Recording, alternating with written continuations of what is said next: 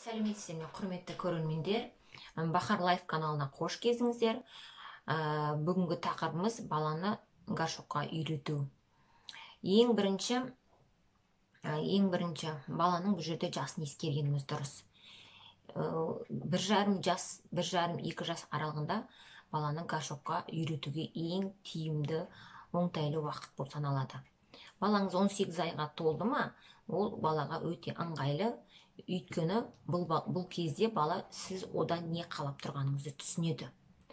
Ал егер балаңыз 1 жаста болса, ол бала түсінбейді.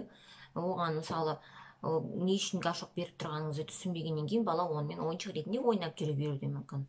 Сондықтан өзінің жасы келгенде үйреткен ыңғайлы деп ойлаймын. Және баланы үйрететін кезде бірінші ескеретін заттарыңыз, егер сіздің балаңыздың түсі шығып, мазасызданып, ауырыңқырап жүрсе, ол кезде бұл істі бастамағаныңыз дұрыс. Өйткені ол кезде бала сұйықтықты көп ішеді, ауырғаннан кейін әлбетте. Сұйықтық ішкеннен кейін кіші дәретке жиі барады. Бала өзі ауырып, мазасызданып тұрған кезде бала оған қарамайды. Оған үйренуге баланың зауқы да болмайды. Келесі мәселе, қандай горшок таңдау керек? Өздеріңіз білетіндей, қазір бұрынғыдай емес, горшоктың түрлері өте көп. Балаларды қызықтыратын, мысалы, ойыншық горшок, ойыншық тәрізді горшоктар бар, музыкальный горшоктар, әртүрлі трансформер горшоктар, мысалы, даже походқа баратын горшоктар да бар. Сондай әртүрлі түрлерінен өзіңіз балаға ыңғайлы және ауыр емес сондай горшок таңдаған дұрыс деп ойлаймын. Ол дегеніміз, яғни пластмассовый горшок. Ол өте жеңіл, өзі басқа горшоктарға қарағанда балаларға да, мысалы, қауіпсіз.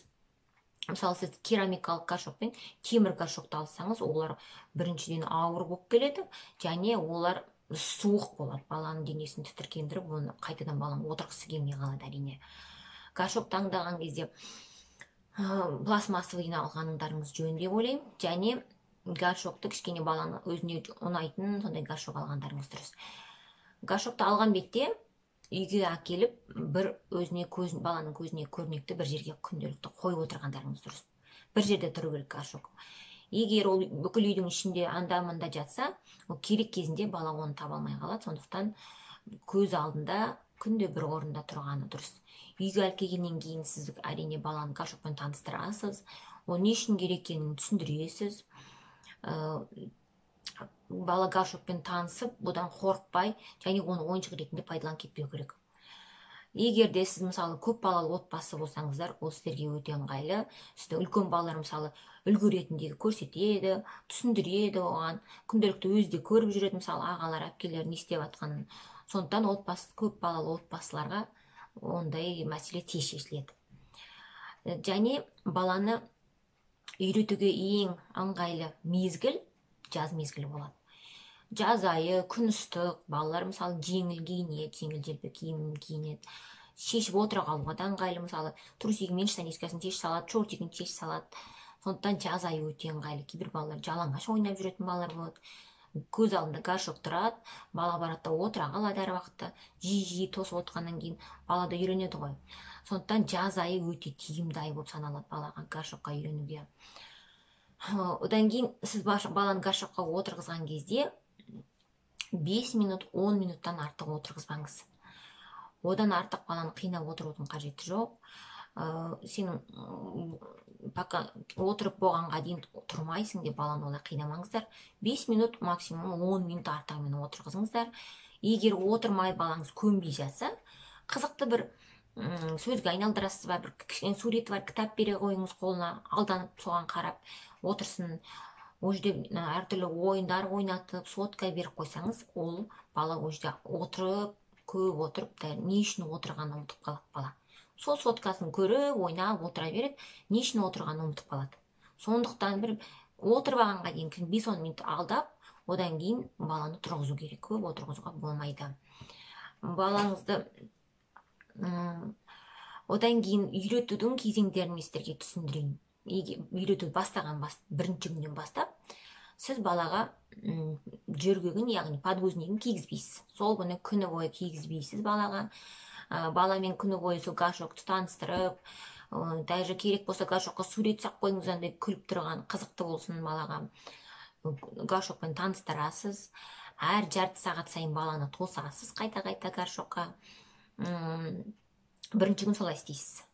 Екінші күні тура сол бірінші күн жасаған істеріңізді қайталайсыз.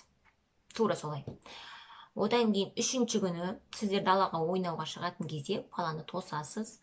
Балаға түсіндіресіз, далада жүргенде егерде бала бұтына мысалы жіберіп қоятын болса, үстің су болады, одан үйге кіреді, ойнай алмай қалады мысалы бала. Соның бәрін түсіндіріп, қазір далаға барамыз, отырып алу керек дегеннің бәрін түсіндіресіз.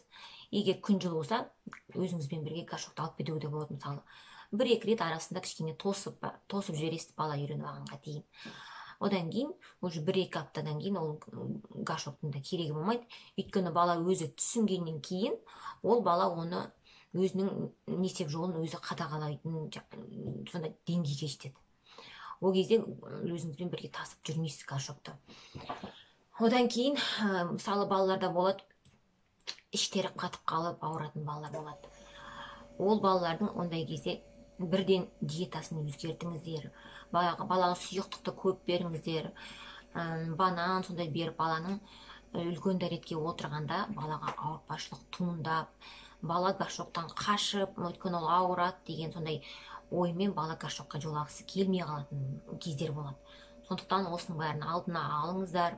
Және үйретуді бастаған кезде жол жүрмей тұрыңыздар. Жол жүруге болмайды, өйткені бала енді ғана үйреніп келе жатқан кезде сіздер басқа жаққа жол жүріп, үйретілген кезеңдер үзіліп қалады. 1-2 апта міндетті түрде қадағалаумен боласыздар. Үйден шықпай баланы қадағалайсыздар. Одан кейін баланы үйретіп жүрген кезде, мысалы, аяқ астынан сіздің балаңыз мен горшокқа отырмаймын деп осылай бас тартатын кезеңдер болып қалса, яғни сіздің отбасыңызда бір өзгеріс болды деген сөз. Әлде сіздер қоныс аудардыңыздар ма, басқа жаққа көштіңіздер ма, әлде сіздің отбасыңызда екінші бала пайда болды ма, өйткені немесе балаңыз балабақшаға барды. Ол кезде балаға бейімделу кезеңі басынан басталады. Мысалы, үйде екінші бала пайда болса, сіз күнделікті тосып отырған уақытыңыздан созылып кетуі мүмкін. Мысалы, кішкене алданып қаласыз, кішкене бөпемен алданып қап, сіз баланы тосудың уақыты кішкене созылып кетеді. Бала сол кезде ешкім тоспағасын жіберіп ойнап жүре беруі мүмкін. Мысалы, алданып өзімен өзі ойнап кетуі мүмкін. Балабақшаға барған кезде ол жерде балада бейімделу болып жатады. Ол кезде кішкене жылап бала өзі бейімделумен жылап сықтап жүрген кезеңде бала ол кезде тағы да кішкене жіберіп қоятын кезеңдер болады. Ол кезде балаға ұрыспаймыз, міндетті түрде балаға көңіл көбірек болып бөлесіздер. Баланың алдындағы үйреткен кезеңдеріңізді қайтадан еске түсіресіздер. Жарты сағат сайын баланы тосуды бастайсыздар, әлбетте басынан бастап ұйықтарының алдында, ұйықтайтын кезеңде, ойнауға шығарда, әр жарты сағат сайын қайтадан тосып баланы қадағаласаңыздар, бала өзінің бұрынғы ыңғайлы кезеңіне келеді. Сондықтан көп созылғанның өзінде бұл кезең 1-2 аптаға созылады. 2 аптадан кейін балаңыз өзі түсініп барлығын біледі. Сол арада бала өзі үйреніп алады. Бұл тез өтпелі кезең болады. Сондықтан алаңдамай, кішкене шыдамдық танытып, балаңызды горшокқа үйретіп алсаңыз, өзіңізге өте ыңғайлы болады. Егер де менің сабағым мысалы түсіндіріп жатқаным сіздерге ыңғайлы болып, пайдасы тиіп жатса, достарыңызбен бөлісіңіздер. Колокольчикті басып қойыңыздар, қоңырауды, өйткені жаңа сабақтар болып жатса, сіздер міндетті түрде бірінші еститін боласыздар. Менімен бірге болғандарыңызға рахмет. Сау сәлеметте болыңыздар.